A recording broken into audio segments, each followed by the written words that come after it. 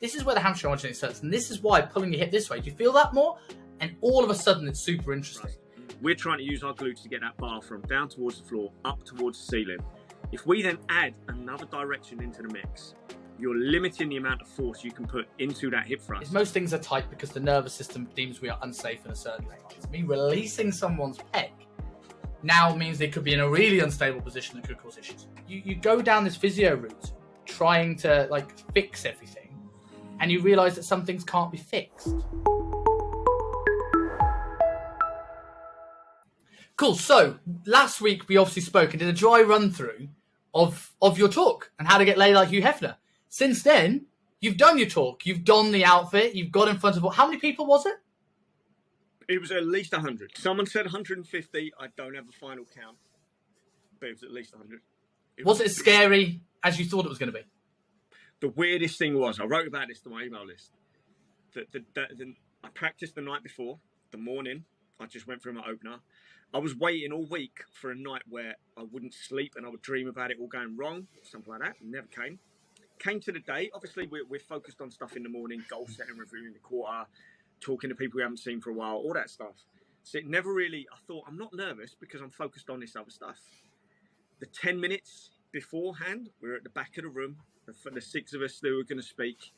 And I'm still going, I feel all right. Maybe this is what confidence feels like.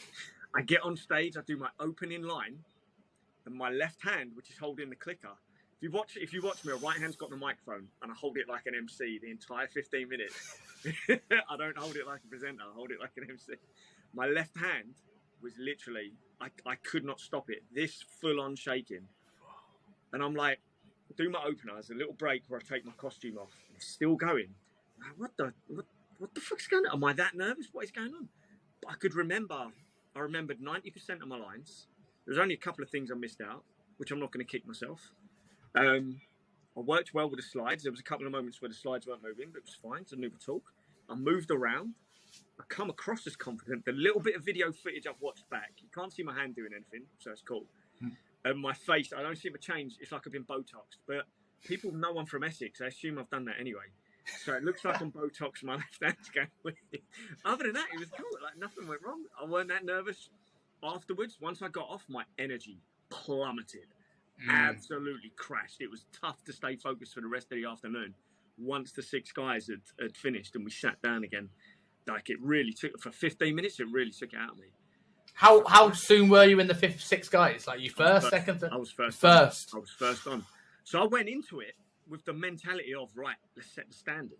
I mean, we weren't directly in competition with each other or anything like that. And there was guys a lot nervous than me, but everyone absolutely killed it. I made so many notes from what people were talking about. It was amazing. What were some of the topics? So you had, straight after me, was a guy, Ian Lambert. He's ran recently. He's done all sorts. He's broke all sorts of Guinness records, all sorts. Very, very recently, in the last couple of weeks, he did a 1,000-mile triathlon across the UK. His story was grueling. Like the training he's been through, the things he suffered. Absolutely incredible guy. So it was more about that and how he beats the excuses and challenges himself, puts himself out of his comfort zone.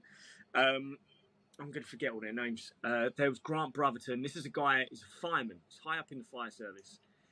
He's made he owns 5 million in property, none of which included his own money. So he wasn't buying 3-figure properties. He's buying low figures, getting investors in, helping you with the conversions and things like that, and then renting it on or selling it on, that sort of stuff. Really, really interesting. His own personal life story was harrowing. Like, Geezer's been through a lot. So the main theme was all this stuff he's gone through, and he's still managed to get 5 million property. What's your excuse? It was phenomenal. Yeah. One of the guys in my accountability group, Craig Gillespie, was talking about creativity and not losing your 8-year-old creative edge, Really, really good talk. Really good stuff. Mate, he could be a future. Very keen. He really calm. The stuff, it really kind of hit you. Lots of things he said, you're like, oh, yeah. And it wasn't just applicable to business. It was applicable to your whole life. It was phenomenal.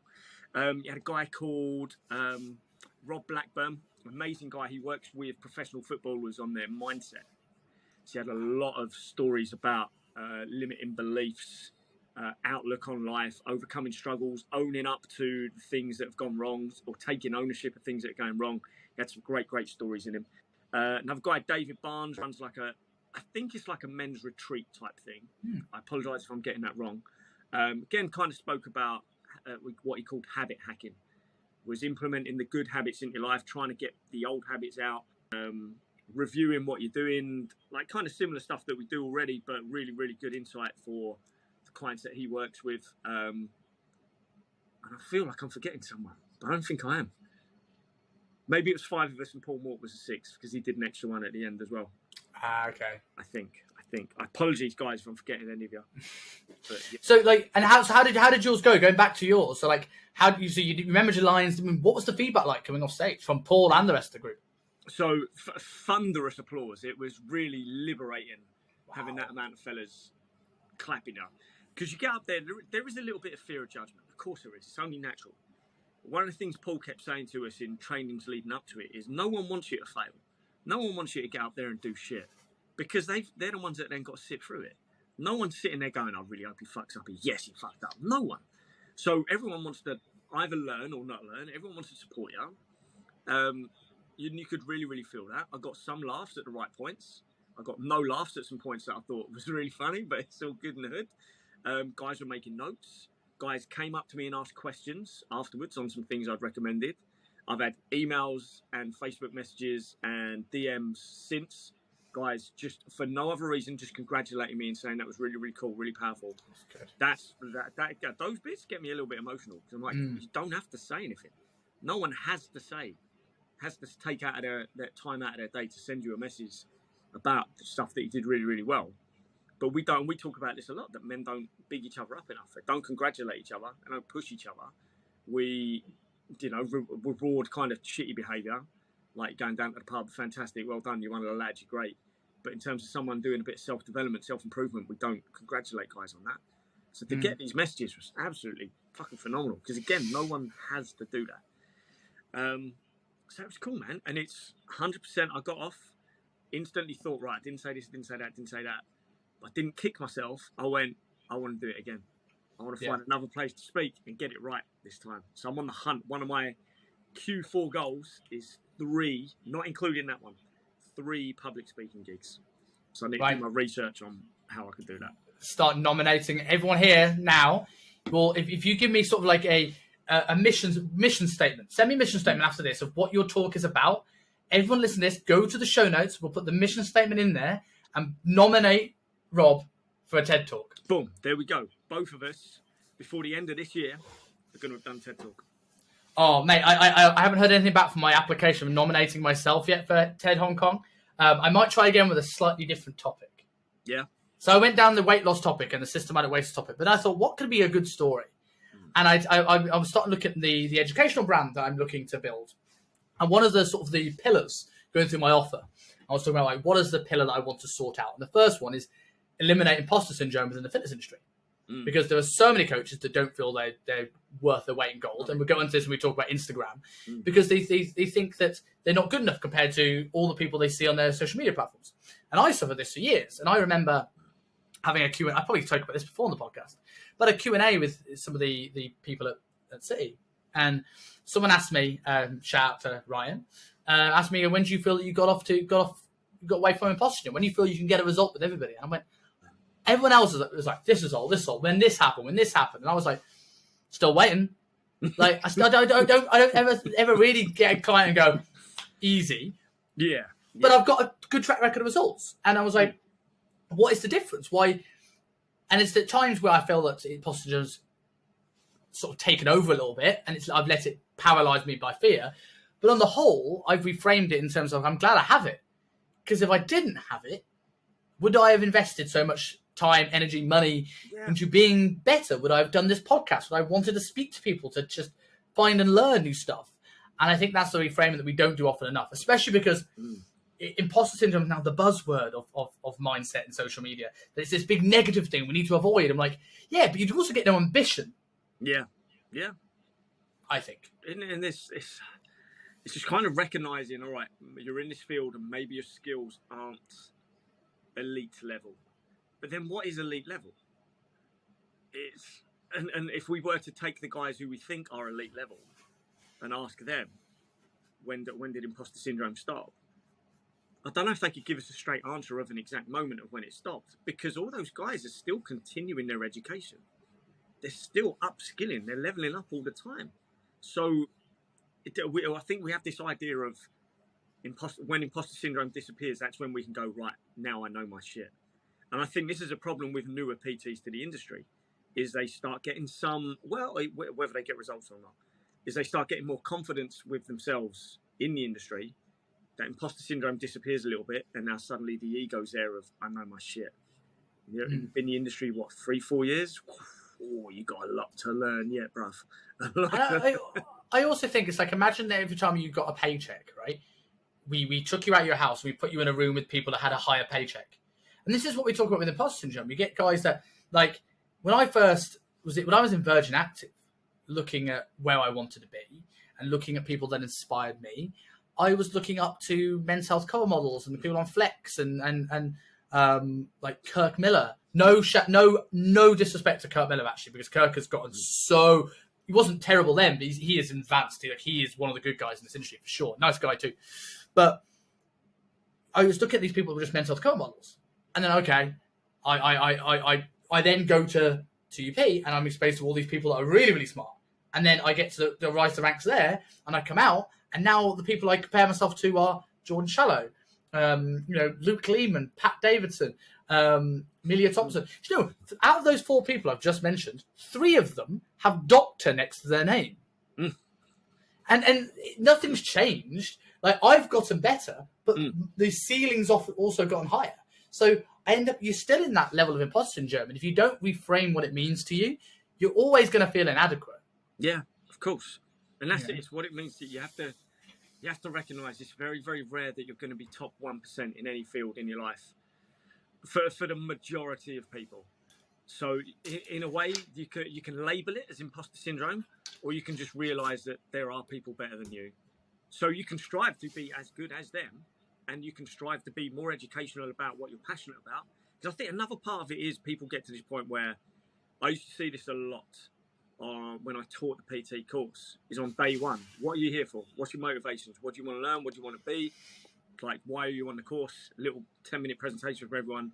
And the amount of people would just say, I'm passionate about fitness. I want other people, and passion only gets you so far, you know? I want to help people. I want to help people.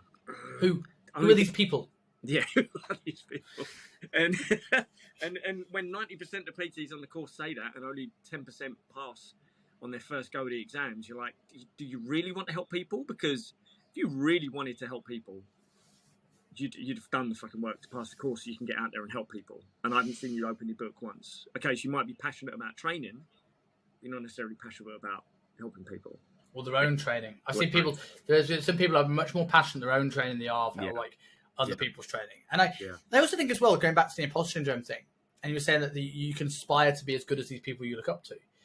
But the level of these people you look up to, in 90% of cases, has no bearing on the level of service you can give to the people you're helping. So if we take most PTs and they're looking at the PTs they look up to, they don't need to know as much as them. They need to know more than their client. It's like the Catch Me If You Can. Have you seen that with Leonardo DiCaprio? And the real life story about the guy who was like, he ran a lectures at university for years. And he goes, how did you learn all that? I just had the textbook and I read one chapter ahead. That's all you need to do. And when even me now, right? I'm now more working in an education space with trainers. Now, if you look at that, then you go, oh, maybe now Simon does have to be as good as a Jordan Shallow, a Luke Lehman, and to a degree, from a marketing perspective, they are supposedly my competitors. You know, it's weird to say that because I consider both of them as friends. But I also, when I look at that, I also go, I still don't need to know more than Jordan because good fucking luck. But I need to know more than the PT that's going to come and learn from me, which are probably more likely PTs that are 1 to 5 years in the industry, probably. You know, I'm not taking doctors on. No, exactly. And then you could argue, and I'm not arguing this, you could argue, well, if that's the case, then why would anyone go to you over Jordan Shallow? Not everyone's going to like Jordan Shallow. Not everyone's going to learn Jordan Shallow's style. This is why there needs to be continued progression of different educational providers. because you're not going to learn it all from one person. Like, you could learn a shit ton by going into the old Poliquin modules, but you're also going to get confused by a lot of stuff that's not really that relevant anymore. So suddenly we've got all these trainers that did loads and loads of Poliquin stuff and have taken the stuff that's more relevant for the general population, and you can go see those guys. But again, some of those guys are going to blow your mind of how they explain stuff. Like, I watched, obviously rest in peace to them now, but the muscle mentors, I would watch their educational stuff, and sometimes I'd be like, that's cool, I've got exactly what they mean there. And sometimes I'd be watching their videos and go, oh, what? Like, just didn't get it. But it could be something that someone else has explained in a certain way that whether it's tonality, whether it's just choice of words, or maybe it is just dumbing it down a little bit more for me. That suddenly explained it a hell of a lot better. But I also recognise that those guys spend a lot more time on their educational, their anatomy, their biomechanics, a hell of a lot more time than I ever do, and probably ever will. So therefore, it makes sense that if I want to learn more about this stuff, I've got two options. I go to the people that can explain it to me, or I spend way more time, effort, money, resources learning it myself to upskill. You just kind of, you're not jumping the queue as such, but you are just speeding the process up a little bit more. And you've got someone else to bounce ideas back off. You've got someone to give you direct feedback. And you've got someone with a proven what's the word I'm looking for? Proven catalogue of results and the knowledge there to back it up, you know? Exactly. And this is not me doing a plug for my upcoming education stuff. But if you do, follow Atkinson on Instagram and drop me a DM and we can talk about your personal training goals.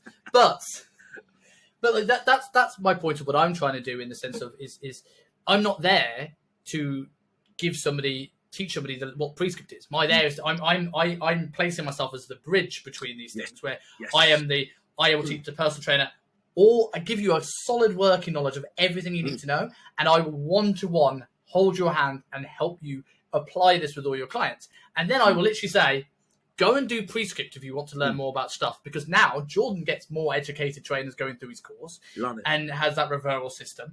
And that's where I place. And going into muscle mentors, this is where we're getting more shout-outy as we go through these episodes. We're clearly becoming nicer, more lovable people. But this is where Paul Standall is an absolute fucking diamond to that group. And now, obviously, the PT project. But he, like, I love Luke. I love Cal. I love James Sutton. But they are very deep into this stuff. And sometimes can be a bit dry because it's their passion. Whereas Paul, being a drama student, his ability to explain stuff and his sheer personality. And by the way, that's not camera personality. I went for beers with him in London, and Jesus, the guy is as interesting in person with a beer, hands down. That's it, man. Obviously, I worked with Alex Gates, who's now with Pro Coach and was with the Muscle Mentors, and he did like the Littman stuff. Did the Muscle Mentors courses, he did all these things, and he would come back and just tell me everything. And he'd explain it phenomenally. Some stuff just went over my head. I just wasn't ready for it yet. I wasn't ready for it. And some things he'd be explaining again and again, I just wouldn't get it. And I'd just be like, can I just, take the daisy chains off this machine and just just push it? Because I'm not sure why I'm doing it. But it's not always the sexiest topic. Biomechanics and anatomy. It's really, really not. So when you get someone like Paul comes along who just presents it in a different way, suddenly you're listening, because there's tonality to him, there's movements around. His video editing's phenomenal anyway, but it's because he knows his shit and he can put it across in a way that a larger percentage of people are going to understand it that they may not understand from another coach. Yes. Now I'm not saying this to slight Paul in any amount whatsoever, but is he the top anatomy and biomechanics guy on the planet? Probably not. But he's not Tom. You've got Tom Purvis on this planet still. He's still around. He's about 190 years old, but he's still with us. But he knows his shit. His shit, and he can explain it in an entertaining, educational, relevant way for most people. But obviously, there will be some people that will watch him and go, "Don't like this guy. Don't want to listen to what he says." There will be. So you can only do this stuff you think is going to help the industry, which it is, and you can explain it in a relevant way, which you can. and it's only going to make for a better industry and a better pool of PTs for people to choose from. Yeah. I think it's almost your duty to fucking do it, to talk about it. And that's what I was saying as well. Like, at no point am I necessarily saying that Cal, James, and Luke are dry people. Like, they're not at all. They're all really cool, interesting people. But like, as he said, it's a dry topic, right? And it's a skill to present that in a way. And like if I sat down with any of them, I'd be fascinated because I also nerd out on this. But someone coming into this, they need to get a base layer of knowledge and a base layer of application before that becomes exciting. Yeah. And this is the way I've always looked at education. I've always looked at myself in terms of education. I don't want to call myself an educator because I kind of am, but I don't like that term. But my job is to facilitate learning, not to teach. Yeah. So like my job is like, you cannot learn everything in an hour meeting with me. What I can do is I could spark your interest to go and learn it yourself. So how do we make this practical?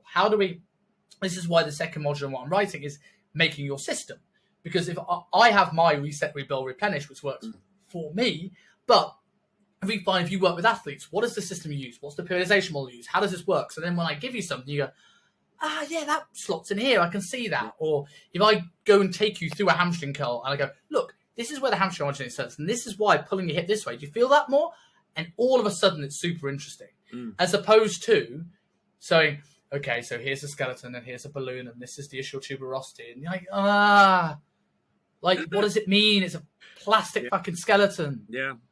And the saddest thing of all, and I was guilty of this as a tutor, because in that course, you've only got a finite amount of time with them to get through everything that's going to help them pass the exam.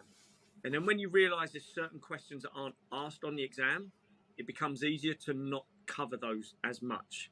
Because you're like, well, it's not relevant for the exam. It's in the book. Hopefully it'll go away if they're smart PTs and learn this stuff anyway. But they won't. So in terms of the anatomy side, you do not spend half the amount of time on that you really, really should to get a greater understanding. It's kind of embarrassing, but I see why from the very, very base level, they don't go into that as deep as they could. But then if you want to be a good fucking PT, you'd carry that on. And that's just what I'd say to people. We're not covering every page in these books because you've only got 6 weeks. And this could be a 36-week long course, really, like things used to be. But if you really give a fuck, you'll go home tonight. You'll go over this. You'll go over this. This chapter, spend a little bit more time on because obviously it's very relevant to your exam. If you have questions, email me. Grab me after class. How many people would grab me after class and talk about anatomy? Not many, if any. But the argument there is because this is the thing I always found. Is this because people didn't care? Or is this because people didn't know the questions to ask?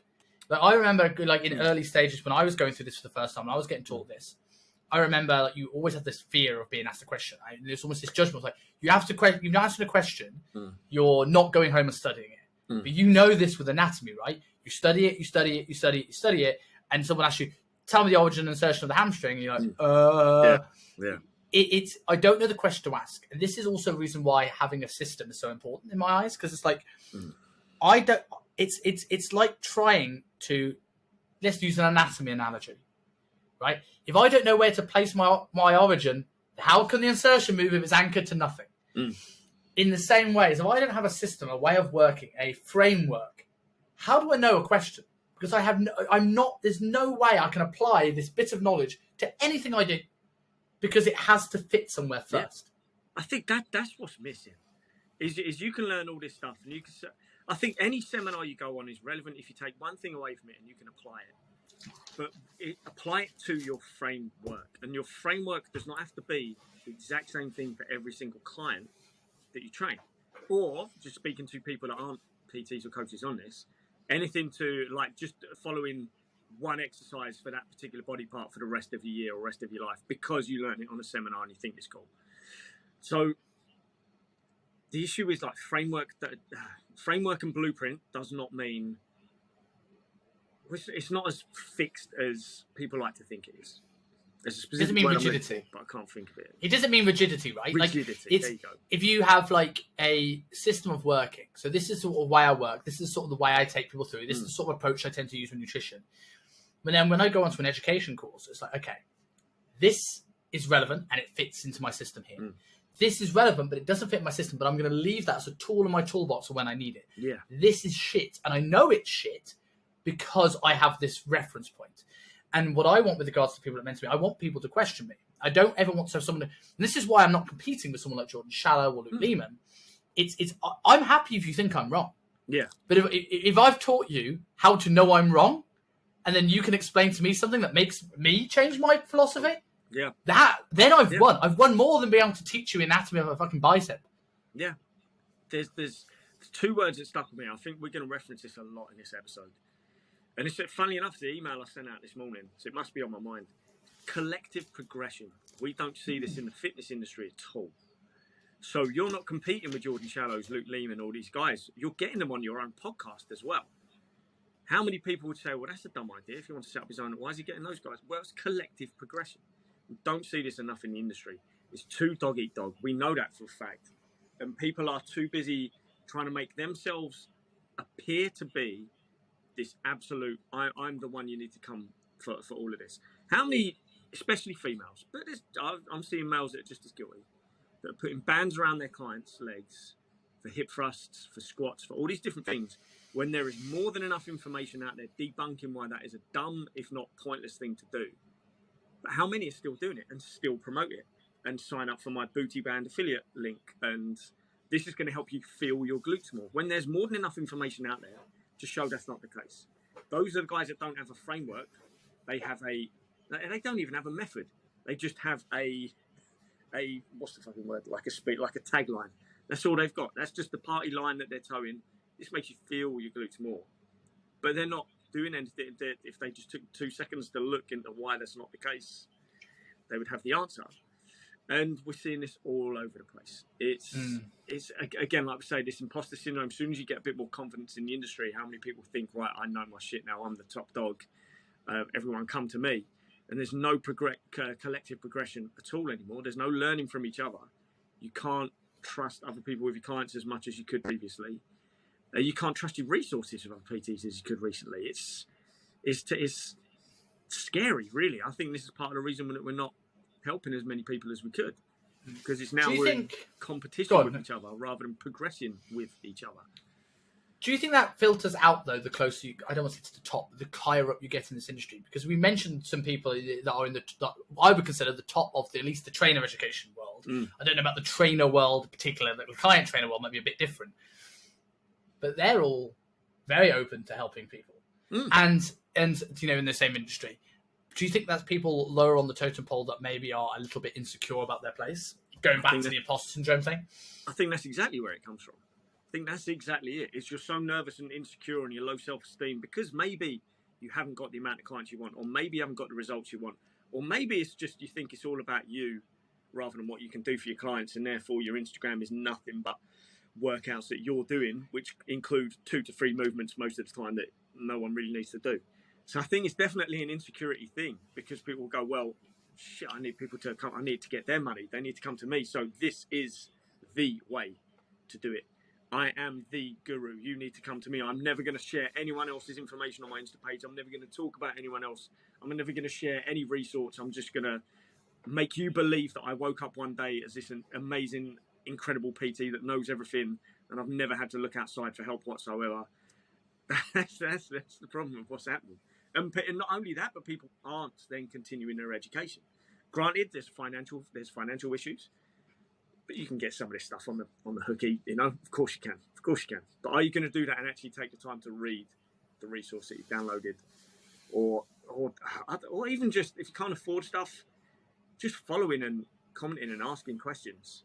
Most of the time, you comment on any of these top guys' posts, they're going to answer you with a decent, empathetic answer, unless it's Paul Carter, in which case he's just going to call you a troll and say you're dumb and shit like that. But anyone else is going to take the time to help you understand stuff a little bit more, a little bit better. That's continuing your education. And that's, I also think, yeah, but I also think there with like regards to that, you mentioned it earlier on. So if you wanted to learn more about anatomy, you have to take the time to read, or you're going to have to invest in people that would shortcut that process. If you can't invest in that person that shortcuts that process, then guess what? Your option is to read. And like it's not that you can't find this stuff. Right? Yeah. Like so many people did it before these courses started coming out. So many people learned anatomy mechanics through textbooks, dry, very boring textbooks. And you know, should we, like, for anyone that doesn't, like, maybe wants to, like, find the shortcut, should we just debunk booty bands and external rotator drills?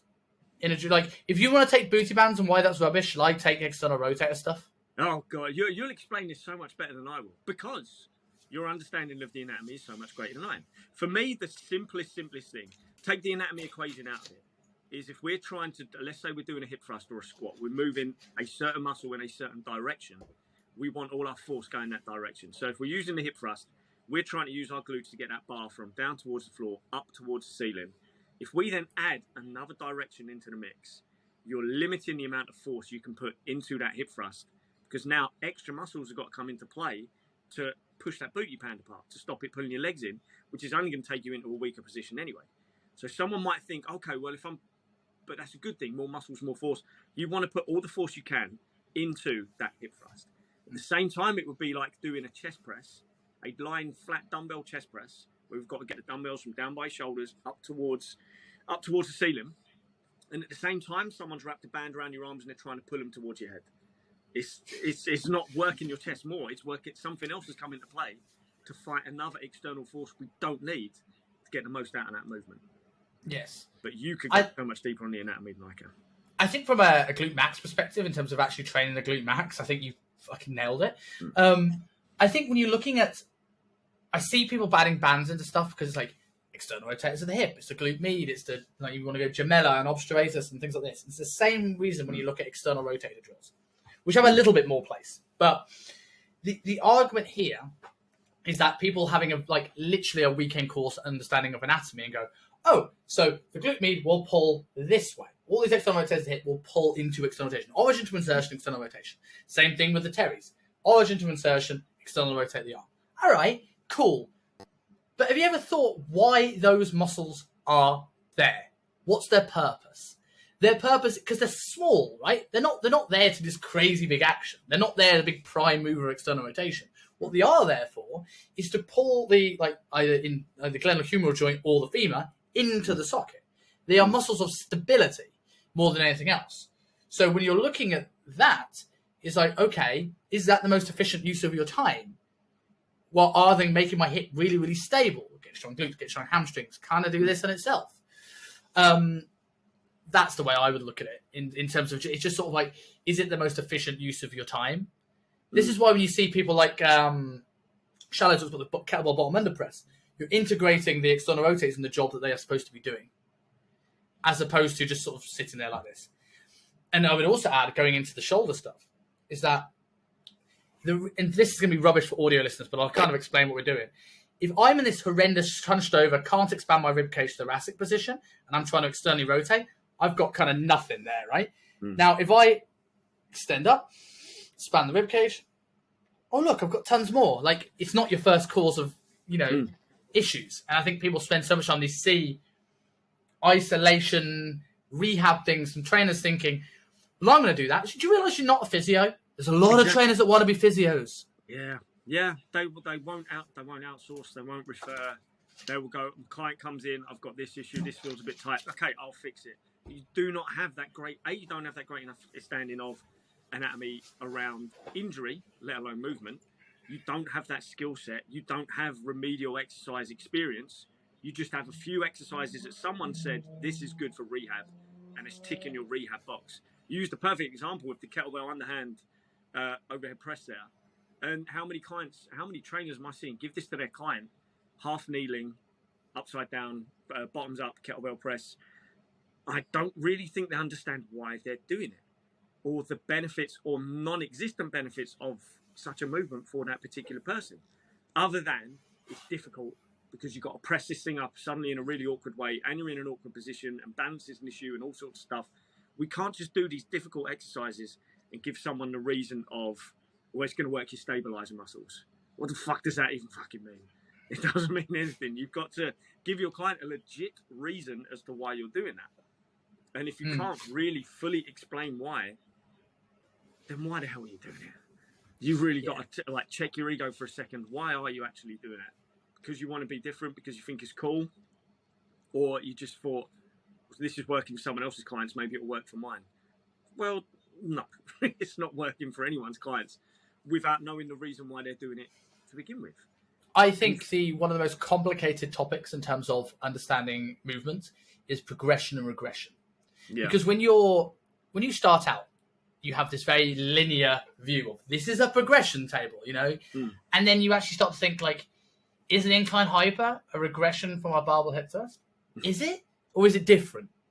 And there's so many different components to stuff that I quite like a bottom than a cowbell press, but you've got to know how to get there for somebody that isn't strong enough to do that. So for sake of argument, you may be looking at ways to expand the rib cage, looking at breath work and things like this. Then now you're looking at potentially, can we get the latch strong with a lengthened position? Can we work on improving thoracic extension? If they can, which is another argument because we don't have x-rays. Now, if we can improve the active range in these things, then we got to go, right, what is the progression? What's the most easy, isolated way I can work on getting myself strong through my external rotators? This may be the time when you throw in some isolated external rotation work, but you've done this prerequisite. You've got the shoulder blade moving, you've got the rib cage moving. And then you can start to build into these more integrated sort of lifts. But I think the big thing, with the coaches is it's a dangerous wormhole to go down when you start looking at the physio route. And I've been down it, 10 times, twice on Sunday. That you go down this physio route trying to fix everything, and you realize that some things can't be fixed. Bone spurs can't be fixed. Shapes of femur heads can't be fixed. So unless you can properly test what active and passive range is, if you don't understand that, find out what your client can own, control, feel safe, and work hard, and then just work there. If it improves, amazing. If it doesn't, at least you're not wasting time on one leg and one arm doing some internal rotation, anti-rotation drill. But, but it's that we want to assume, well, not we, but PTs want to assume or give the impression that they are the all-encompassing. You don't need to see anyone else. You just need to see me, and that's not the case. Can't be worse. And this is why we fuck people. This is how we fuck people up.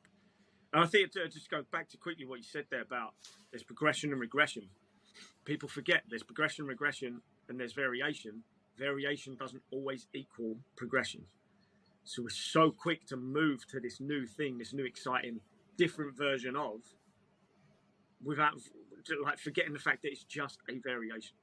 It's not necessarily working something harder or better. It's just a different way. And the reason for these variations are because everyone's different. Everyone moves different. Sometimes you're limited on kit. That's the reason for these variations. It doesn't mean that just chucking a variation in means you're now working your client in a better way than you were previously. Define better. And define better. Well, I was literally about to ask you, how would you say with your client, basic progressive overload, how would you know when to move them on, when you're done with that movement? When would you move them on? I don't think that's potentially an easy answer. And I think there's so many factors to come into this, right? 100%. The way analogy I was going to use is is a squat a progression from a hack squat? Now, without any context, you could make a very good argument to say yes, right? It's more integrated, it's more movement. You have to take movements to larger range of motion. You have to use more stability, whatever you define stability as. But if your goal is hypertrophy, then that's a regression. Because your goal is pure hypertrophy. I want to be loaded up into something I can go hard and take my quads to failure. That achieves that goal less. If my goal is to be a powerlifter, or my goal is to get a better squat, then that is a progression. The one I always think, this is the reason why I have this thing about progression, regression. I want to hear your take on this from a polyquinite like me. Front foot elevated split squat. Regression, progression from a flat split squat. What do you think? It was definitely not a regression. I would never class that as a regression for anyone. But all the polyquinites would, right? You go front foot, flat, rear foot. That's the thing. That's what you do, right? Yeah. I've never, rarely started a client off on a front foot elevated split squat. I have enough time.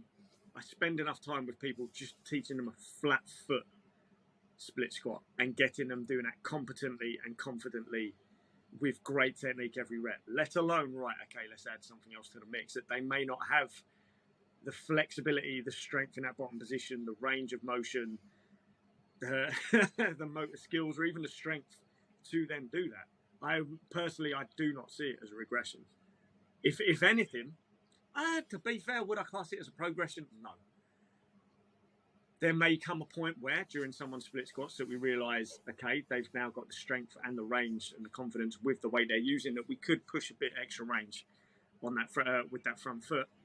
But to be honest, I don't really do that. I think, like, unless I'm just trying to think, I don't really program split squats that much anymore. Mainly because my clients are just moaning like motherfuckers about it. It's a horrible movement. It's a horrible, tough movement. So when would I add it in? When would I have added it in? I would have gotten very... I have so many clients that the flat foot split squat, they have so many range of motion limitations anyway, that I've never been able to take them onto a foot, front or rear foot elevated one anyway. So more often than not, I've just been continuously, progressively overloading them on that. And chances are they'll get to a point where they've stalled with weight, but I don't rush to take them onto another movement. I don't then go, right, let's get your front foot elevated now or rear foot elevated just because I can. With split squats, that's a tricky one for me. But from my experience, I don't have many clients doing it. So when you're looking at that, right, this is the thing about progression regressions being murky, because you hear a soundbite. The soundbite is front foot, flat, rear foot, right? Yeah, but what we talking about here? Because when I explain, people go, oh, it's less range of motion. No, it's not. No, it's not. You have the front hip has to move through a greater range of motion. So in turn, you're getting more work for the hip extensor muscles. The length and range of the glute is going to have to work harder in the front foot elevation position. Now, if I took that slight front foot elevation and made it a really high front foot elevation, let's say I put a step at really high, I could potentially argue this regression, because now that would be less range of motion, because I'm not even trying to get the back knee to the floor. I'm just getting people moving through that range over the front foot, right? Sure. So I would go high front foot to flat.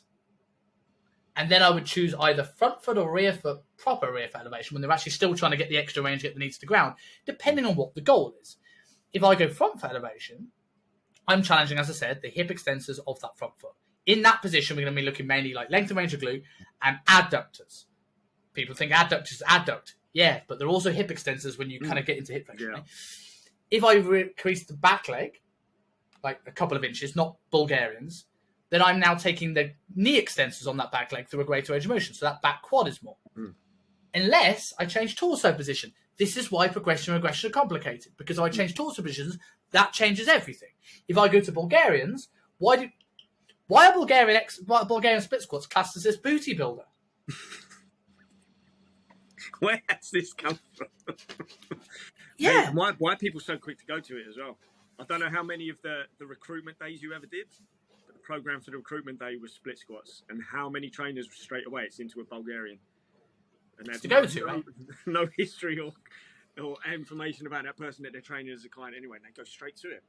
And I know I'm not saying at any point can Bulgarians not be a good glute exercise. But my argument is that when I ask trainers, why is it a better glute exercise than a flat foot? Their argument is because we've raised the back leg. Cool. You've now taken the quad to a greater range. That doesn't do it. Why is it?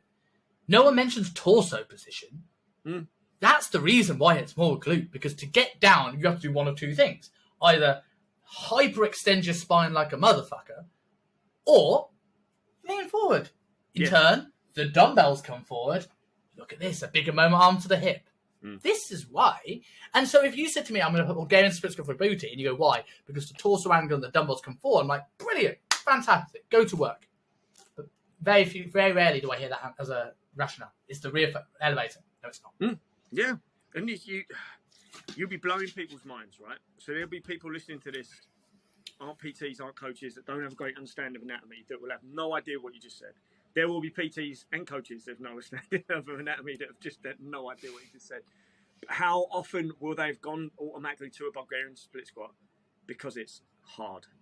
Because it's tough. And this is what we need to move. Well, we still need to work hard, but we do need to move away from just choosing tough exercises. Because we still need our clients to be able... For me, a Bulgarian split squat is an absolute progression upon several things first. There's no way in hell a client will be getting a Bulgarian split squat in their first minimum 3 phases of training with me, unless they are extremely competent coming into their training.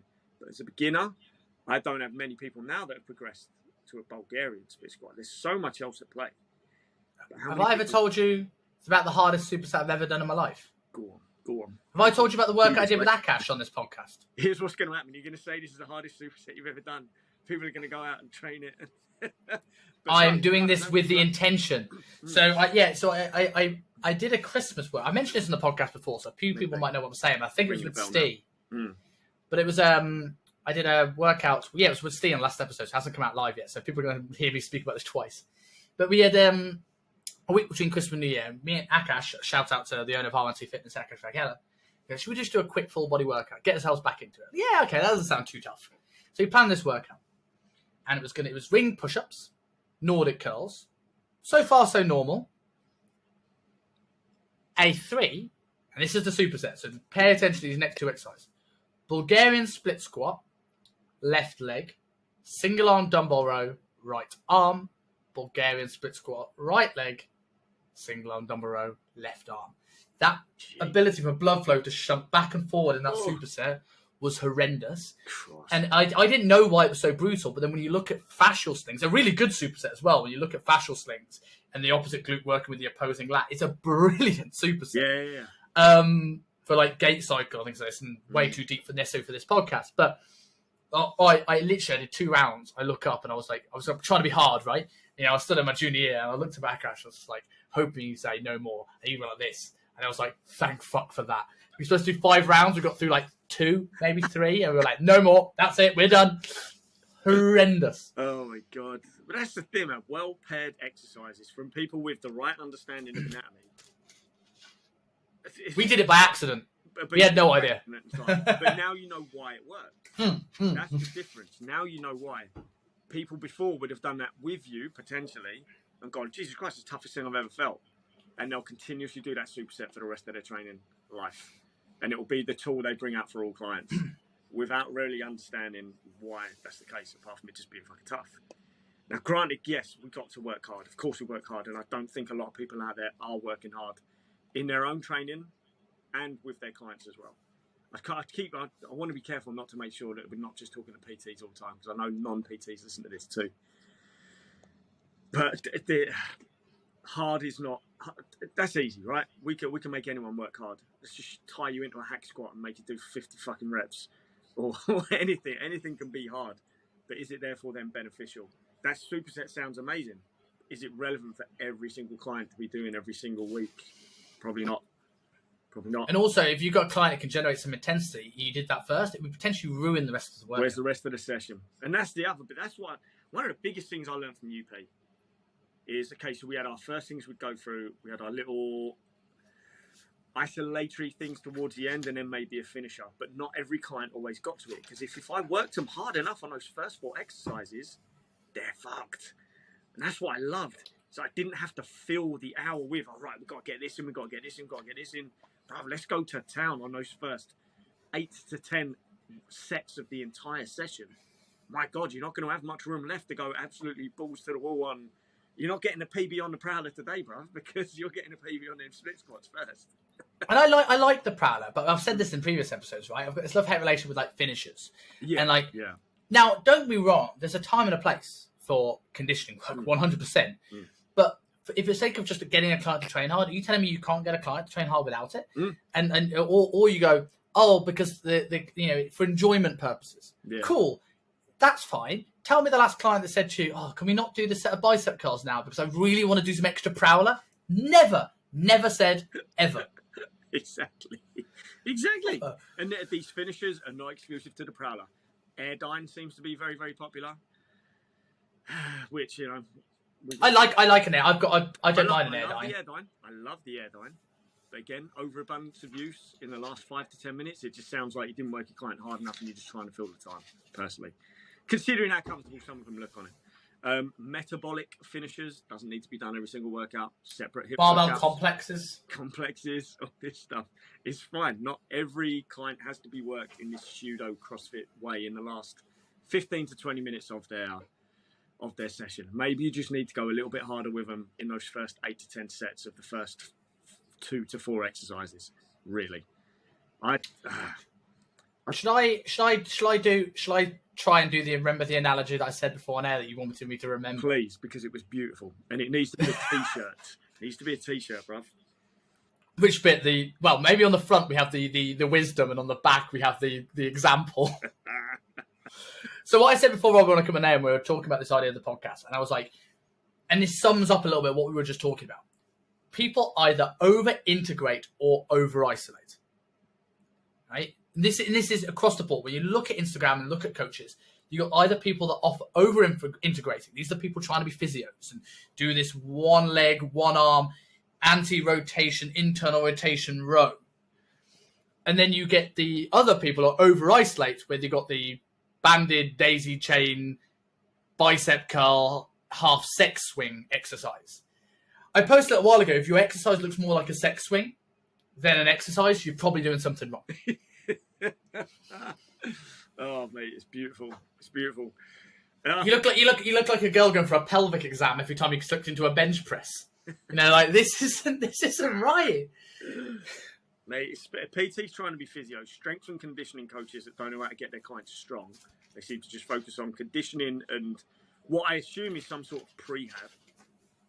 It's a beautiful vid. I have it saved in my phone somewhere. It's Louis Simmons, Westside Barbell. Now, granted, you can argue some of his points. You can believe all of his points wholeheartedly. It's your choice. He can be your absolute guru. He could be someone you take a few tools from. He could be the public enemy of your fitness industry world. I don't care.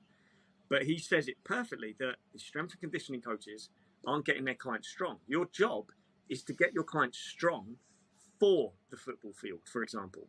Not try and make them a better footballer in the gym. In terms of if someone's going to play football, they're doing all the mobility drills at the start. They're doing all their flexibility drills at the start. They're doing their coordination. They're doing their skill building at their football training. They don't need you doing that in the gym, trying to replicate that with bands, cables, chains, balls, steps, foam pads, booty bands. They need to get fucking strong so they can get on the football field. And I would also argue some of these things actually are counterintuitive. Heavy boxing gloves, right? Like you can if you want to train someone's serratus anterior, you've got ways of doing it that are potentially better. But I think if you're looking at weighted boxing gloves, now you can't actually weight the punch properly because you're used to something heavier. Yeah. And the same thing of weighted rugby balls. You need a feel for what that ball's like and know how much force to put in for a spin or how much force to put in for a punch that you want. Very different if everything's weighted. Yeah. Yeah. It's... And okay, I'll go back to Louis Simmons for a second. I disagreed with a lot of what Louis Simmons said about Olympic lifting, and I didn't see enough of what he said put into practice for me to believe it or not.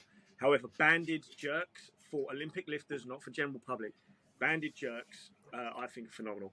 But he did this big thing. I want to say it was Barbell Shrugged. Went and visited him, and they were doing cleans and snatches, banded, and all sorts. And for me, even though I've been out of the Olympic lifting world for a little bit, well, for quite a while now, it kills me to see the Olympic lifting world get butchered so much by PTs that have a weekend qualification again, and are trying to give it to the general public, or they're trying to integrate it into their strength and conditioning framework. And again, the relevance there is those weighted boxing gloves change how you punch. Adding bands to Olympic lifts, doing all these extra different things, change how that movement actually is. I've seen a guy doing glute ham raises on the GHD, regardless of whether the technique was good with the client or not, with a medicine ball that he then explosively pushes towards the floor. Why is he pushing a medicine ball towards the floor when he can just let go and gravity will do that work? You're not really developing any force whatsoever. Doing that, okay, you could argue, maybe, because I've thought about it long and hard, because it really freaks me out. I've thought about it long and hard. Maybe he's trying to think, right, okay, so there's nothing really holding that person into position except for his glutes at the top of the movement. So maybe it's like a force development thing for glutes, but it's not. there's a million better things you could do to develop the force of those glutes, or resisting force as you're pushing something that don't include you being in that machine. You're changing how your body pushes against force. Well, it's not at that moment. It's gravity doing the work for you. You can just let go of the ball and it's going to end up in the same direction, the same fucking place. That's the bit that freaked me out. We don't realise that we're putting all these things in and we're changing how the body part actually moves. Booty bands, hip thrusts. That's not the glute max doesn't want to move that way. It wants to push the bar up towards the fucking ceiling. So why are you changing what it does, what it wants to do? I also think as well, sometimes people do stuff for the sake, we talked about this earlier on, for the sake of novelty. Yes. I spoke about me seeing recently someone doing a single leg bent over T-bar row. Now, you can make, I'm sure that some people can make an argument of like anti-rotation, improving internal rotation here, all this sort of stuff. Yeah, I can see it. But when you're doing this, relatively heavy, even a T-bar row in general, let's say you were just doing a T-bar row. Fine, not a bad exercise. But if you've got a T-bar row machine with a chest pad and a seat and all this other really good stuff that helps you, shift more load and work harder, why are you not using it? We're now again. It's that resistance to try and put people in a machine, because there's still this dumb belief that there's a hierarchy and machines are easier and they do half the job for you and all this stupid stuff. The machines are just perfect, some of them. When they're well made, it's a work. Who are these people? I'll put them in a pendulum squat. Anyone that thinks that the machines are lower on and they're easy, you come to Hong Kong, I'll put you in a pendulum squat. Come in a pendulum land, let's see what happens. Or let's do a proper decent set on a leg curl or a leg extension. Let's see. So some machines are pansy, but that's down to manufacturer rather than just the blanket term of all machines. Some just aren't made right, which is a bit of a shame. Because if the manufacturers had a greater understanding of anatomy and movement, then we might have a better range of machines to work with in every single gym. But their job is to manufacture machines to go in gyms, not to make sure the client using them is getting the world's best experience and hypertrophy potential and things like that. Unfortunately, it's just the way it is, right? So when you say, like, you've got the T-bar row in the corner and no one's on it and someone's doing a landmine, single arm, single leg T-bar thing, I'd love to take the time to understand the reasoning behind that, away from novelty. So again, like to go back to the Olympic lifting, I'm seeing clients, trainers trying to integrate it with their clients, but I don't know why. Is that client do they want to compete at Olympic lifting? Cool. In which case, then forget the rest of their fucking program. Let's teach them how to Olympic lift for the hour, if not longer. And if they don't want to compete in Olympic lifting, why are you teaching them Olympic lifting? CrossFit coaches and wannabe CrossFit coaches. Seems to be a lot of trainers now that seem to be taking stuff from the CrossFit world, probably because they've trained in some CrossFit gyms, or they think Metcon is what's going to get people lean and jacked, that aren't actually strictly CrossFitting either. It's weird. I don't know where it's fucking come from. The pet hate I have about Olympic lifting and CrossFit, and there are some great CrossFit boxes out there that do this properly, but you take Olympic lifting, which are often done in ones, right? And if not couples, but like they are done in singles, and you're now doing every minute on the minute. I'm like, this isn't smart. No. You wouldn't do a 1 rep max on the minute every minute. No. So why would you do an Olympic lift or a snatch or a clean? This is in my mind ludicrous and serves no purpose. The worst workout I ever did, I didn't complete it. It was one of these, not a CrossFit Games one. I think something that happens every year, and there's like 5 to 12 workouts, 6.1, 6.2, whatever the hell it is. And the guys I was teaching Olympic lifting out of, one of the many boxes I taught it out of, got me doing one, and it was snatches. I think it was X amount of snatches on the minute or after you had done X amount of reps of another thing. Now, at that moment in time, at that specific moment in time, I could snatch 80 kilos for a couple of reps. This workout called for like 50 to 60. And I think I just went down to 50 because I was like, this is going to be a lot of reps. And by the time I'd got to like my third, fourth round, I couldn't snatch 50 kilos. Why? Because I was trying to snatch 50 kilos. I wasn't just trying to get 50 kilos above my head any which possible way I could. That workout called for you to just get that bar up there. Doesn't matter if you're knackered. If you're knackered, you're not going to hold perfect technique. You're knackered. So you've just got to get that bar up there. And I couldn't, through the years of drilling snatch technique into my body, find any other way of getting it up there that didn't look or feel ridiculous and dangerous. So I vowed after that moment, I'm never going to do that. I'm just going to focus on my Olympic lifting. Nothing that ever went above 5 reps, and certainly no touch and go reps, did not exist in my training program and with the clubs that I worked with and the coaches I learned from. Did not exist. That bars hit the floor, you're probably not doing a touch and go, unless it was maybe like 2, something like that. But a 5 rep round, bruv, you better let go of that bar, set yourself up again. Let's go. Just don't take too long because it is set. But I don't see this happening at all. So, in order to make it not look like we're on our high horse here, of making it sound like we are the big Iron trainers. We're on a medium horse. We know our shit a little bit. Well, let's pull ourselves back down and remember a time when we were on the low horse. Oh yeah. Let's try this. Let's play a little game. We're going to take it in turns. We're going to go dumb shit that you remember doing in the early days of UPT. When you've done it, I will do one. Let's see who runs out of things first. Do you want to start or shall I start? I'll go first because I have a good one. Because it's the one that could have really, really done me some damage. Olympic lifting on a regular barbell, regular place. I remember the first gym I worked at, I just started learning at Bethnal Green Olympic Weightlifting Club, phenomenal place. But I was working in a commercial hotel type gym. York bars, techno gym plates. Like, that's not for Olympic lifting, not at all. So if you want Olympic lift, ladies and gents, yes, there is an argument that you've just got to do the best you can with the kit you got. But if you really want Olympic lift, find a place that has the proper bars and the proper plates as well. Otherwise, you'll just screw yourself up and you'll never really learn the technique properly either. So dumb shit I did was trying to use non-specified kit for a specific reason. I love how your first one still made you come out a little bit cool at the end of this. Like, yeah, but I do know Olympic lifting though. Here's my expert advice. Right, you weren't willing to embarrass yourself on the first one, right? But I will. Don't worry, it gets worse from here too. One of the things I, and as a collective things I did as a PT young, was making my client workouts an advertisement to those looking on from the treadmills more than it was about the client's goal. I remember the one in particular. Where we used to have these, because in Virgin Active, you're marketing to the people on the gym floor, right? And you have to go up and speak to people on treadmills, get them involved. But rather than actually helping them directly, when I didn't know what I was doing, we used to have the treadmills, and then next to it we had this big long line of mats, like foam mats, not like the gym mats you get out of PE. And I'd have like a box jump on one side. This is a collection of dumb shit, by the way, but don't worry, I've still got plenty more. And then I had like different levels of box jump, and then I had a back, and they had some dumbbells.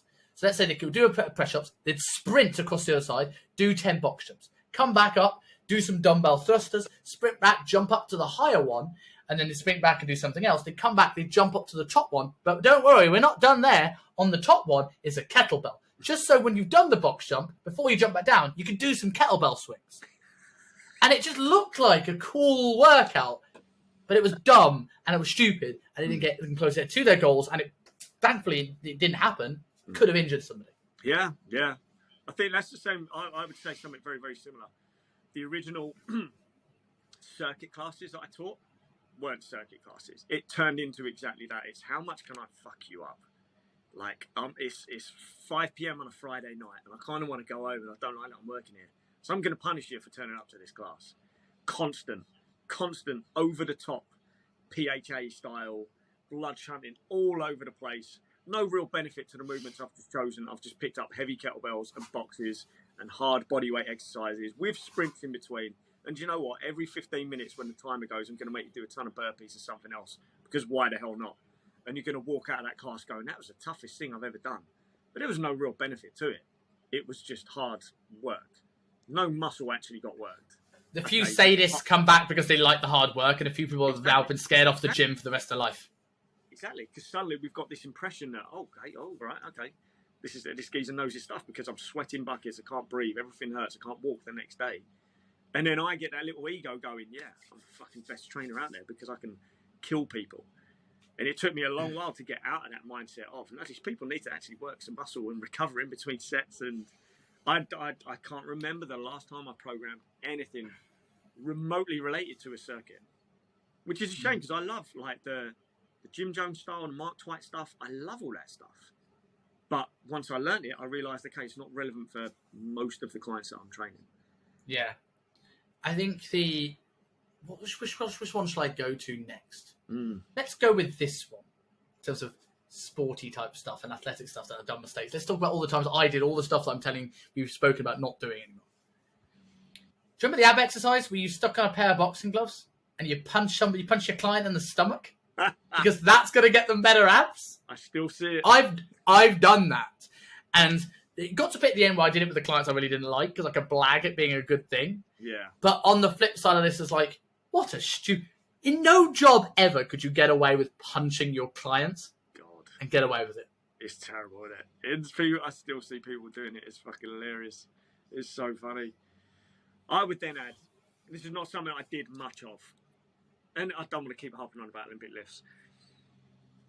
Dumbbell Olympic lifts. I did a video about this the other day. Dumbbell Olympic lifts. I think are one of the dumbest moves on the planet. Because it's not an Olympic lift. It's not even close to an Olympic lift. It's literally... And the more you take it away from what should be as close to an Olympic lift as possible to just get that dumbbell overhead is now just your lower back and shoulders. Whereas Olympic lifts are predominantly glutes and quads. It's not the same at all. And the impact you have to brace at the top as you're swinging this thing above your head is just not good for anyone. And again, they're all being stuck into Metcons high rep workouts and circuits and things in between, and it doesn't make any fucking sense at all to me. But I was guilty of once I first learned them. I get people doing some dumbbell cleans. Oh yeah. Oh, we haven't got the kettlebells today. Let's do a dumbbell snatch. But again, for me personally, thank God I had the knowledge at the time that this stuff was not meant for high reps. Thank God. The only high rep stuff I've ever done with anyone is kettlebells. Only high rep stuff. There's a reason for that. Where am I going now? We used to have a bouldering wall at my old Virgin Active. Really good fun, right? With a big crash mat and everything, right? But the amount of times I've got people doing exercises on those crash mats because the crash mat clearly did something that was magical compared to doing things on the floor. So sprints on the crash mat, push-ups on the crash mat, kettlebell swings on the crash mat, and then getting off and doing some skipping because, advertisement. And I'll do 2 for the price of 1 on this one. Because I know that was sort of linking to the last one. Is exercises that like are 2 exercises in 1, like lunges with lateral raises. Yeah. It's either a subpar lunge or a really heavy lateral raise. Yeah. I'm with you. Do you know what? I can think of many examples where I've done that. Thank God, not for the last 5 years. Yes. Caveat, none of this stuff we're mentioning we've probably done recently. No. And if any of my clients are listening to this going, hang on, we've done that, then give me a holler, because maybe my brain's gone blank. But my God, yeah. Lunges into presses, RDLs into fucking clean, into overhead press. It's like to stringing 2 or 3 things together, but not really a strict complex. There was an era where I used to do, not exclusively, some of my clients would get complexes. I was big into my Dan John at the time, and he's very, very big on complexes. And some things, great. There were dumbbell complexes, which didn't go well with clients. There were barbell complexes, which went okay. But again, as soon as you get into a certain point, technique suffers. You're just oiking bars all over the place, and it's not quite the workout that it's meant to be. Because I would do complexes with my clients, but I would never add time. I would never say this has to be completed in a certain amount of time, or you're trying to get a certain amount of reps in time, or there's a timer for you to go again for the next round. It would be a complex, less rest. Bar has to go down in between a move. Okay, not the end of the world. But again, that's just, thank God I had that mentality at the time, not to fucking kill my clients. My next one is going to a seminar and giving people the workout that I learned on the seminar. The amount of people that have done 10 exercise giant sets for quads. I bet. And just because I went and did a 10 exercise giant set for quads somewhere, by the way, which was brilliant, by the way. But and then this is not a knock on the UP hypertrophy campus in any way, shape, or form. Still some of the formative experiences of my career, learning how to train that hard and getting to be in that environment at Mayfair the way it was at the time. But just come back and not having the knowledge. So like, yeah, cool. Everyone's going to do some giant sets now. You know, like 60-year-old Susan, I can get in the leg press. You've got some sissy squats to come, you know, and just that dumb stuff because I didn't understand. I just thought hard work was what was necessary. Yeah, exactly. Which I would say doing whatever I could in the workout to make sure my client's on the floor at the end. Like for the photo opportunity or just for the bragging, looking at everyone else on the gym floor going, look what I can do to my clients. I'm the best. I'm the scariest PT. Trying to be the scariest PT. First gym I worked at, I worked with this guy called Anton, Russian MMA fighter. Geezer was terrifying. His clients would die at the end of the session. I worked with another guy, Chris, phenomenal guy, owns 2 to 3 CrossFit boxes up around Hertfordshire area. Really great guy. Got his head screwed on. He was really, really good at pushing these clients to these new levels. It was phenomenal. Matt, the gym manager I worked with, his understanding of the core and the posterior chain was as good as any of the guys who are out there now. Phenomenal understanding. These 3 guys taught me a hell of a lot. But when I first started, I was like, right, Anton's fucking like, he's just doing that with his clients. I'm going to kill him. So I need to do that. Chris is really good at structuring these almost circuit-based workouts and adding cardio in between things, and his clients are dying. I'm going to do that. Matt's got this great understanding of the core and the glutes. So I need to make sure I'm doing exactly that as well. And okay, at the time, it's cool because it gave me little bits of things that I eventually added into a framework. But I didn't. I was just going, look at what they're doing. I'm going to do that. And that's what a lot of these PTs now do. Granted, you could say there's an inexperience to the industry that is causing this to happen. But at the same time, I know guys that have been in the industry almost longer than me that are still doing this as well. It's not good. It's not good. Well, my next one is probably the one that's probably done the most still. And it's commonplace and no one even questions it. Press-ups in a spin class on a spin bike. Oh, the poor kids that I had to teach that course to. Oh, man. Did you have to do studio cycling? Yeah, I remember that. This is amazing, right? This is amazing. I hope some of them are listening to this. Or maybe we'll release this clip. But I think I taught well into the double figures spin courses without ever pedaling a bike once. I had it locked down. There's no way in hell I'm taking you through. And then the part of the qualification was they had to do these, I forget the name, a specific name for these movements, where they are doing some sort of press up motion, or they are leaning forward over the top, or they've got their clients to clap, or some stupid shit. And I just didn't care whether they did it or not, because it's not relevant. Really not relevant. My God, yeah. God, the terrible things I used to get away with. I hated those spin classes. There was a point where my first gym did not like me. Shout out to Firewalker Gym in Wolverhampton. They hated my spin classes. I still quite like the idea because I used rock music. Yeah. I had Thunderstruck on the music I chose. I used to judge rules. I had rules written up on the wall. One of them was it's only one of them was if you play Viking metal you've already passed. Another one was house music is not the only music that should ever be played in a gym. Because for the sole reason, I'm the one that had to sit there for at least an hour and watch 15 to 30 students go through their spin routine on their 2 to 3 tracks that they had chosen. Eventually, I just whittled it down to 1 track. You get 1 track, just blow my mind, give everyone a good workout, cool. But my God, when you're sat there for so long listening to everyone else's music tastes and you're going, Jesus Christ, people are fucked in the head. This is not good. But it would ruin my head for the day. I'd walk out of spin. Boxing one, easy. Circuit class, easy. Advanced nutrition, that was great anyway. And then kettlebells, cool. TRX, it was just the most boring thing I've ever taught. I would just let it hang and say, just figure it out. But the spin one is the one that would do my nut for the whole day because they got to choose their own music. I'll add a nuanced one. I think so. And this is probably one of the most recent mistake I've probably made. Is not that I made it that recently, but doing manual release work with clients. Like you learn a bit of therapy courses and you learn how to release someone's pec or sure. And there's a couple of reasons why this is bad. The first obvious one is most things are tight because the nervous system deems we are unsafe in a certain range. So you could be opening all sorts of a can of worms, because I don't know the deep down reason why someone's pec is tight. So me releasing someone's pec now means they could be in a really unstable position that could cause issues.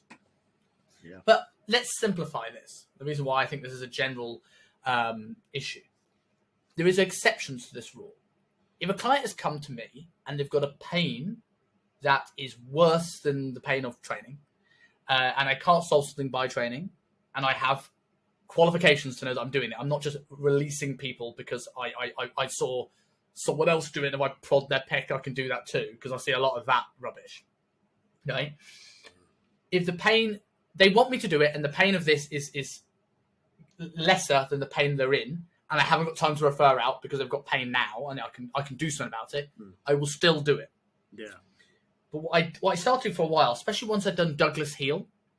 You heard the Douglas Heel course? Yeah. Douglas is great, by the way, and I'd love to get him on the show. Douglas, if you're randomly listening to this, please come on the show. Incredible course. But the problem with the personal training perspective, you prod in someone's diaphragm, it hurts. No one came to me for that. Yes, an RDL hurts, a split squat hurts, but you kind of come expecting that pain.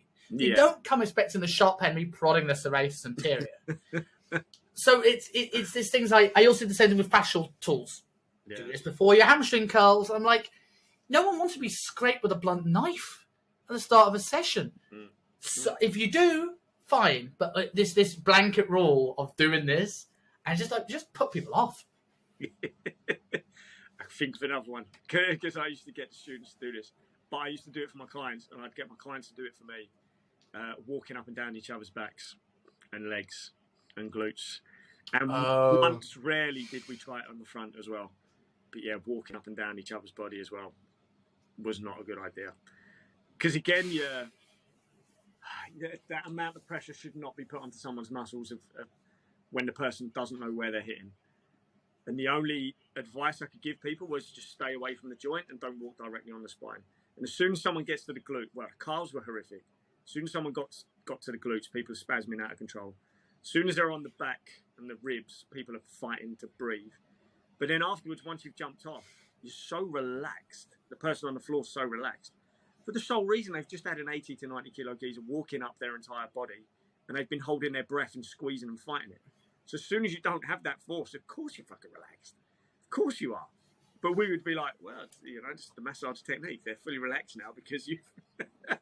Me and Eddie got a massage in Wan Chai, not a dodgy one. They stood. I looked up. It was like, what are they sitting on the ceilings? They're things for them to hold on to whilst you walk across you. Like, what is this? But yeah, here's a little bit more nuanced one. Walking lunges for beginners. That's a mistake I made. Phase 1, you got to do some walking lunges, right? Or warm up. Day 1, you got to do walking lunges because it's a beginner exercise, right? It's like doing a barbell deadlift as a beginner. God. Which I did too. Compounds are the basics. Yeah. You got to be able to squat, bench, and deadlift first before you do anything else. Yeah. Oh, the ankles I can see now from my past, just horrendous. Being there, God, yeah, walking lunges. Man, it's rare that I program them now, even with people. It's tough. I still program them a lot, but then there's a levels to this, like we started with, right? Yeah, it's not for everyone. It's really not for everyone. And again, it comes back to that. Well, it's tough, so it must be worth doing. Yeah, but no. Have you got any others before we move on, or am I officially dumber than you? Let me think. I'm trying to think if there's any specific stupid movements that I used to give people. I don't know. I think I was too scared. Oh, there's lots of dumb ones I used to do. I used to push up, a lot of shit. Sliders. A lot of shit. Like you push ups with sliders. Like you just crawl across the floor.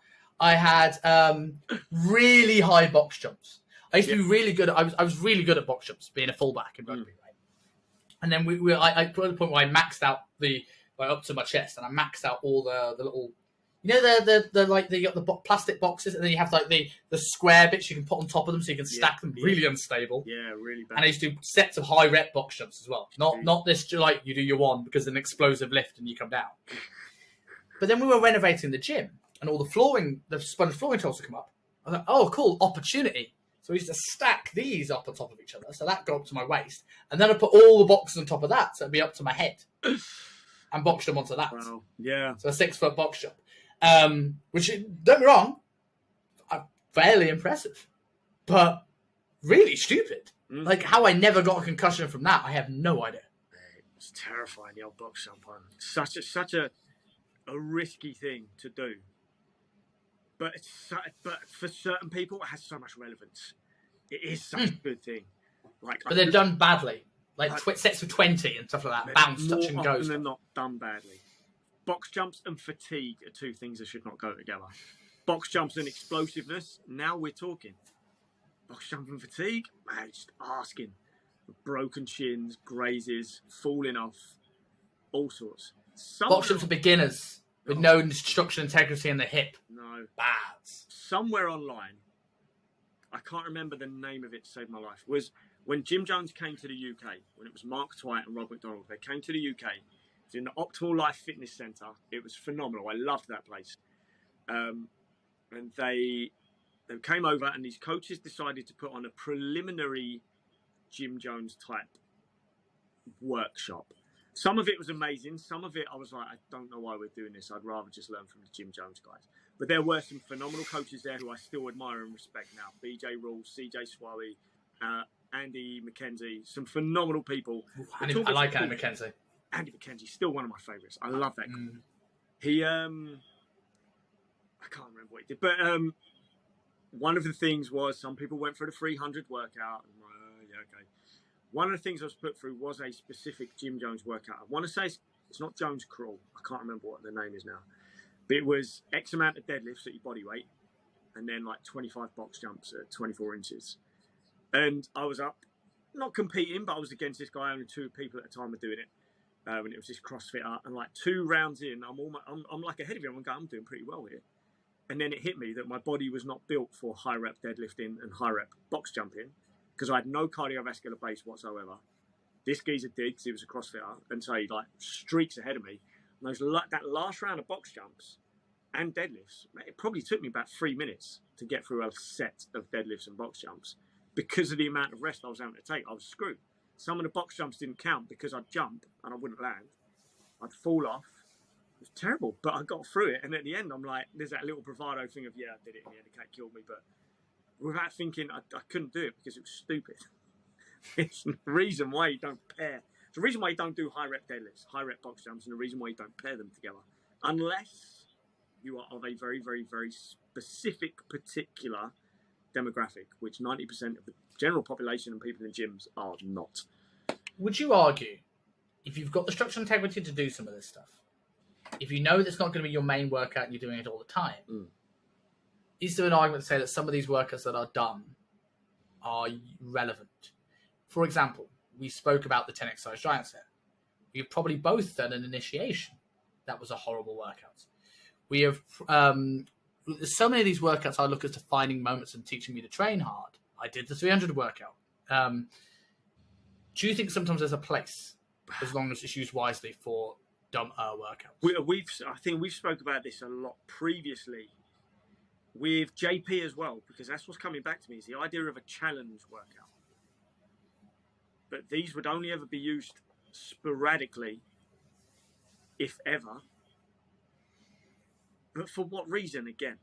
Like, we used to do them fairly regular because the environment we were in, and it was good to push each other, and it was good to fuck each other up, and it was a bit of a laugh at the same time. But we would not then be doing that with our clients. No way in hell.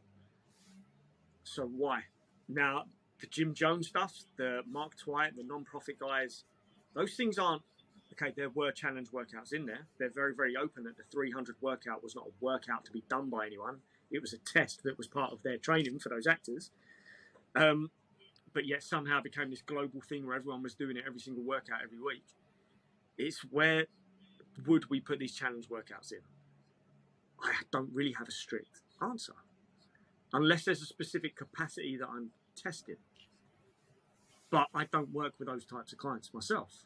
I don't work with people that need high rep circuit-based training and advanced But aerobic capacity or anything like that. I don't work with those people. What capacity are you testing? So you're testing aerobic capacity. There's better tools for that job than a 300 workout. Yeah. Do a Cooper's run. Yeah. Lactate threshold. There's much better ways of testing these things. Much better ways. I can't. How do you work out someone's aerobic health by running a complete circuit? You can't do it. No. So all you can do is base it on sets, reps, time, and volume. Really. Which okay is a way to measure progress on those particular exercises and that particular circuit. But then does that mean you are building something that is carry over to the rest of the world? Or are you just getting better at that particular circuit, those particular exercises? I'd argue it's more that than anything else. So to close off this episode a bit, you mentioned 3 topics in here, and I think the last one you mentioned is a podcast in itself. But I do want to finish off with the first one you brought up, because I think this is relevant to what we're talking about. With all the stuff that dumb things that TTs do online or in person, what do you define fitness as? So, my favourite but my most hated answer is, and this is the Jim Jones one, fitness is the ability to do a task. But the task has to be relevant to your goal and what you do. So the ability to do a task. Fitness is the ability to do a task. Climbing a mountain is a task. Getting up out of your chair at 70 years old is a task. So therefore, fitness is not one clear definition. It's not necessarily just cardio. It's not just strength. There's still this old school 80s home video workout mentality that fitness is cardio and just related to that. If fitness is the ability to do a task, then depending on what tasks you need to do, we need to increase our ability to do that. That can be increased cardiovascular capacity, that can be increased strength. But why are you doing that task? Or why are you trying to get better at that task? Unless you are trying to climb a mountain, why are you doing mountain-specific circuits in your workout? Unless you're climbing the mountain. But I hate that as well, because it gives people license to just do everything in one workout. Because fitness is this all-encompassing thing, so therefore you need to do absolutely everything. I both agree and disagree with you. Yeah. In the sense of, I think, in a way, I think fitness is goal dependent, but I also think the problem is the overuse of the term fitness. I think fitness, the definition of fitness, is cardiovascular in nature. Sure. So I'm going to be physically fit. I have a high cardiovascular ability, but it's become this blanket term for training. Yeah. Fitness isn't strength. Fitness isn't muscular. Fitness isn't, it's called toned, isn't lean. Fitness isn't the ability to climb a mountain. Fitness isn't the skill on an Olympic lift. These are all different categories within this thing. And I think we've adopted this blanket term, trying to fit a word for something that there isn't a word for. It's like, imagine we didn't have a word for personality. And personality is just a word for that's a bad analogy, but you get what I mean. There's so much difference in this, an individual difference in this. I don't think fitness can be the right term. I think fitness is cardiovascular in nature. Strength is strength. Muscle mass is muscle mass. Sure. I don't think fitness is a great term. I think at the very same time, you've got to take aesthetics out of the fitness realm, because it's aesthetic. If fitness is the ability to do a task, aesthetics has no bearing in that whatsoever. No bearing in that whatsoever. You get to top of Mount Everest, it doesn't matter if you've got a six-pack or not. In fact, if you get to top of Mount Everest and your six-pack's on display, you're not getting back down. You're probably about to die. So the aesthetics are an entirely different thing. So therefore, I agree with you. Fitness can't then include aesthetics. And I think this is what I agree and disagree with the statement, fitness is the ability to do a task. Because again, what is the task? What's the relevance for it? And what is going to build your ability to do that task? But in terms of the goal. If your body is the I hate using the car analogy, but if your body is the car, the engine needs to move that fucking car. Otherwise, it's pointless. So therefore, what's going to move that engine? Well, yeah, it comes back to your heart and your lungs. Of course, it comes back to your heart and your lungs. Even in aesthetics, if your heart and your lungs are shot, there's a very limited amount of muscle you're going to be building. So I get it. It comes down to that. And any task that you would do involves some sort of heart rate variability depending on what it is, that task that you're doing. But for me, I would class strength in that. But obviously, there are several different variables to strength at the same time. Using your car analogy, if we said fitness, the way we use fitness is like saying anything that's put into a car is petrol. If I put unleaded in a diesel car, it won't run very far. Yeah. It's not, you can't have a blanket term for this. You can't have a blanket oil or gas in the car. You've got unleaded, you've got leaded, you've got diesel, you've got electricity now in these cars. You know, if I put an electric car and I just started pumping petrol into it, it would be disastrous. So this is the overuse of the term fitness. And I don't think, it's like the term health. Are you healthy? Well, I touch wood, I think I am free from disease. Yeah. So I am healthy. Am I of optimal health? Can I function optimally? And probably not right now. So health is a big term. Health to me is just free from disease. Yeah. You could fitness is to be able to walk up a set of steps and not die. That's fitness. Yeah, exactly. So you could then, if health is the absence of disease, you could say that fitness is the absence of. I don't want to. This is going to piss someone off. But in a way, you could then say fitness is the absence of physical impairment. And I'm not saying disability comes into that category in the slightest. So back in your box, people. But you could then say if health, because there's health and fitness, if health is the absence of disease, fitness would be the absence of physical. There's got to be another way for me to say that without someone saying, yeah, but what about one-leg people that do marathons? Yes, I know several of them. But there's got to be another way of saying that away from physical impairment.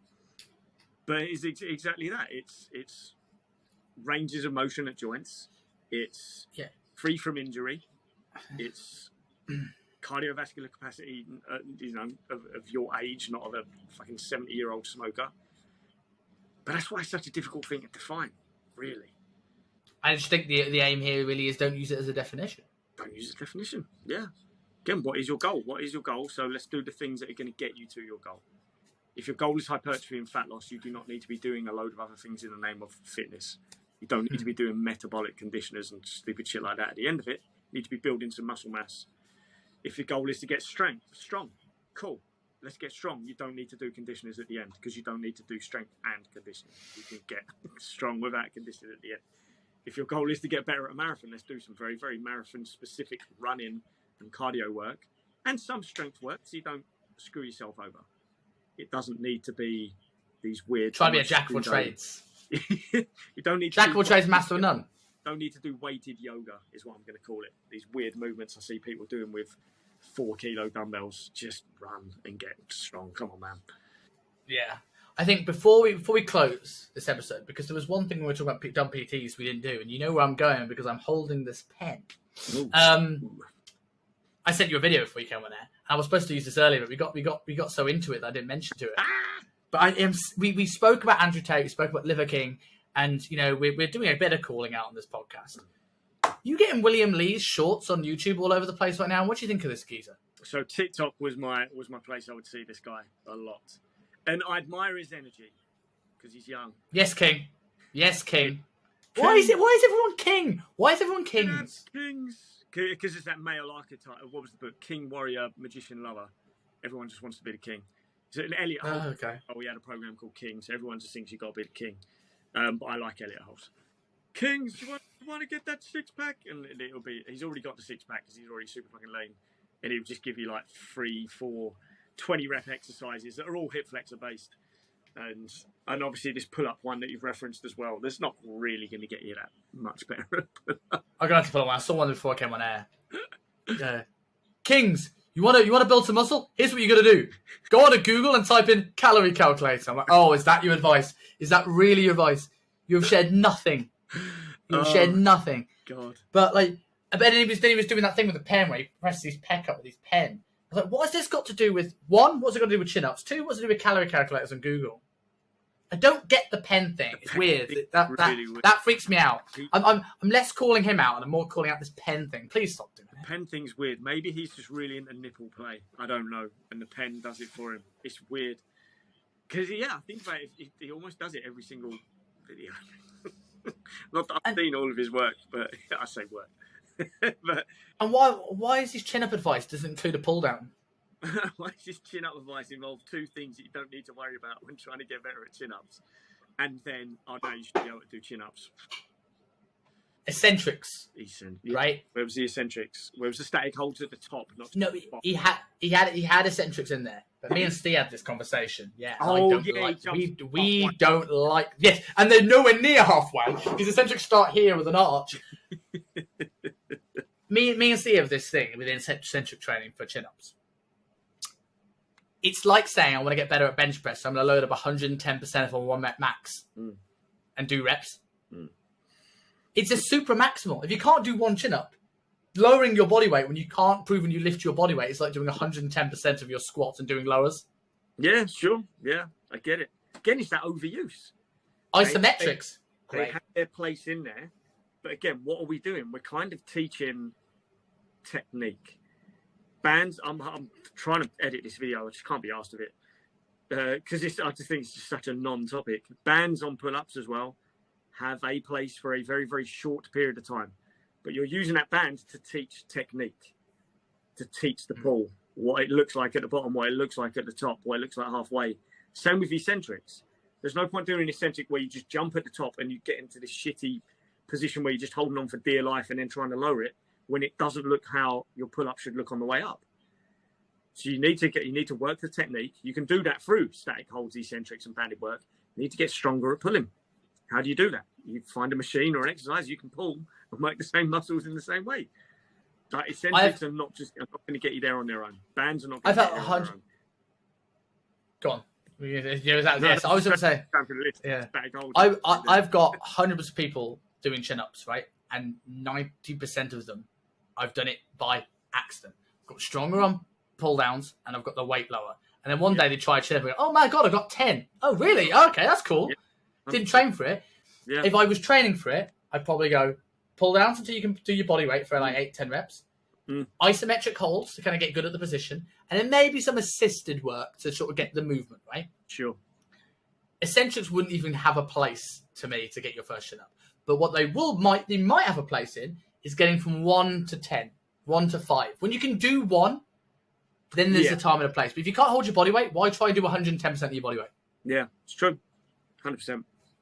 My thoughts. So this was going along, but I think there's a lot of dumb shit PTs do, and obviously what we've established that we used to be one of them. So we used to be a couple of them. So I think this is definitely worthwhile, and I'm toying between two titles of either dumb shit PTs do or you're not a fucking physio. But I'll decide that later on. But obviously this is the training stuff, right? So direct people to Fat Loss Fastlane mainly, I presume. Yeah, that's probably I need to sort this out. I need to. The problem is I do all my doom scrolling on my personal one and then never go on my Fat Loss one to post anything. But there's going to come a day where I just close that personal one and just do the Fat Loss one. So follow me on Fat Loss Fastlane, probably. And your email list is in there because you referenced that a couple of times in this episode. All the emails are in there. You can use my free calorie calculator, which I'm closing in a couple of weeks because I don't like the software anymore. And then I'll have something else you can do for free, probably. But, just Google calorie calculator. Google calorie Kings. Google calorie. King. Yeah, Google Queens calorie Kings. Else. Queens get a booty band. Kings Google calorie calculator. And on that note, we'll leave it there. As we said before, the show notes to the mission statement of Robb's talk will be in the notes. Put him in a TED talk, and we'll get that going. But, man, pleasure as always. That's amazing, man. It was a really good one, I thought. Yeah, agreed. Thank you very much for watching the podcast. If you're like me and like to binge watch podcast episodes, click here for our most recent episode. And if you enjoy the show and want to be updated when new videos come live, click here to subscribe to the channel.